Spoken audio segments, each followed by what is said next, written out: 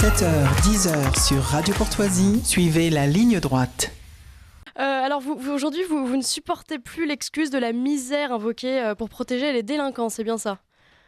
Eh oui, systématiquement, on écoute qu'à chaque violence urbaine, le sempiternel message, la traditionnelle excuse judiciaire à la barre, je suis pauvre, donc c'est normal que je vole ou que je deal pour pouvoir vivre. Ben moi j'en ai marre, j'en ai ras-le-bol d'entendre tout ça tout le temps. Et je vais vous démontrer par les chiffres que tout ceci n'est qu'un mensonge et que la première des choses, c'est de ne pas faire face à ses responsabilités, puisque ceux qui nous disent ça, qui viennent largement du 93, de la Seine-Saint-Denis, donc j'ai voulu comparer économiquement la Seine-Saint-Denis et la Lozère, et tous ceux qui nous disent que la Seine-Saint-Denis est un département riche, eh ben c'est faux.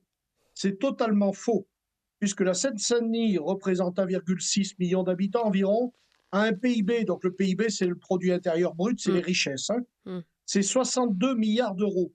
C'est le 6e département le plus riche derrière Paris, derrière les Hauts-de-Seine, derrière le Rhône, le Nord et les Bouches-du-Rhône.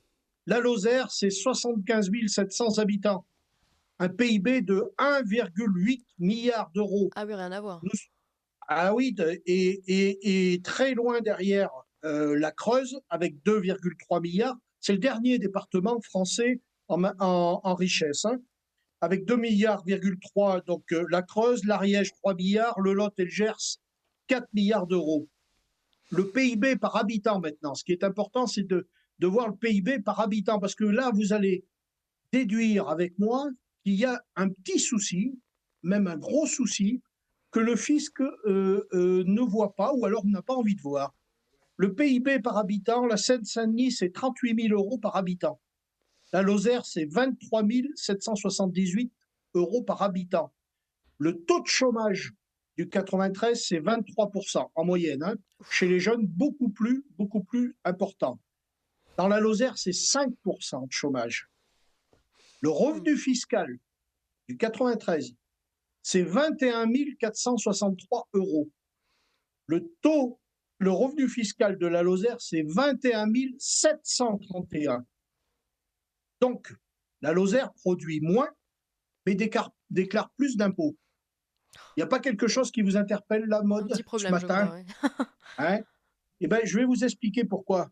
Parce que ces comptes-là, et c'est les comptes de la Cour des comptes, donc ce n'est pas moi qui les ai sortis d'un chapeau. Dans ces comptes-là, le trafic de stupes, la prostitution, les différents trafics rentrent en compte dans le PIB. Oh là là. Mais l'État français ne récolte pas le fruit de ces faits-là. Ce qui fait que vous avez une population majoritairement jeune dans la Seine-Saint-Denis qui ne travaille pas, forcément, puisqu'elle deal. Voilà. Ou parce qu'elle trafique des cigarettes, elle vit de la rapine et ainsi de suite. Et donc, vous avez des gens en Lozère qui travaillent énormément, puisqu'il n'y a que 5% de chômeurs, et vous avez un territoire comme la Lozère qui est bien moins riche que la Seine-Saint-Denis, et donc qui devrait être à la une des tribunaux judiciaires. Puisque si on évoque comme d'habitude que c'est un problème de richesse, alors il devrait y avoir une grande majorité de Lozériens en prison. Sauf qu'il n'y en a pas. Donc, vous avez en même temps des départements vertueux, c'est-à-dire des départements qui font très attention à leurs dépenses. Je vais prendre le cas du Cantal, par exemple, qui m'est cher dans mon cœur. Ben, le Cantal, il participe financièrement au développement des métropoles et notamment de la Seine-Saint-Denis, puisque ce département rural a un solde négatif de 72%, ce qui veut dire qu'il épargne plus qu'il ne perçoit en termes d'investissement. Quand la Seine-Saint-Denis a un solde de plus de 180%, ce qui veut dire que la Seine-Saint-Denis dépense beaucoup plus et n'épargne rien. Et pour qu'elle puisse vivre au crochet de la société, ce sont des petits départements ruraux comme le Cantal, l'Aveyron, la Haute-Loire, la Nièvre et enfin la Lozère qui vient au secours du développement de ces pourtant dits départements pauvres.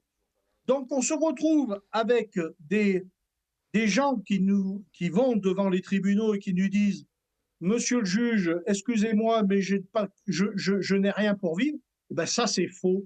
Ça, c'est un mensonge.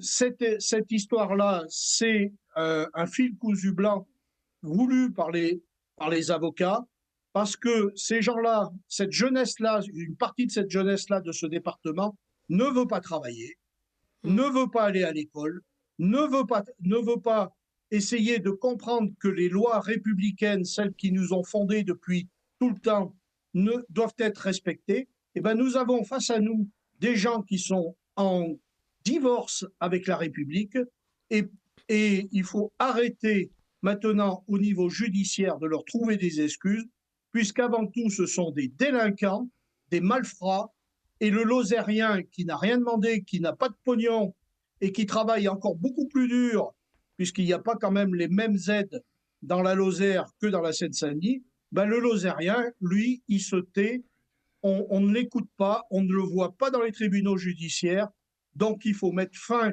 à ces histoires-là de dire « je suis pauvre, je vole et je deal, c'est normal ». Vous avez bien raison, Pascal Pointu. Et merci de nous avoir rappelé tous ces chiffres. Parce qu'on y pense assez rarement et personne ne les évoque. Donc Et je voudrais avoir une petite seconde, un message personnel. Aujourd'hui, ça fait 14 ans que mon fils m'a quitté à 20 ans. Je voudrais avoir une pensée pour lui. Voilà. C'est pour ça qu'aujourd'hui, je suis assez ému et triste aussi, bien entendu. Et j'ai pas de... Voilà, je voulais lui dédier ça. J'espère qu'il est fier de son père. Merci beaucoup Pascal Pointu. En tout cas, on est tout cœur avec vous. On est certain qu'il est fier de vous. Merci d'être avec nous chaque semaine. Merci. Et on vous retrouve la semaine prochaine à la même heure.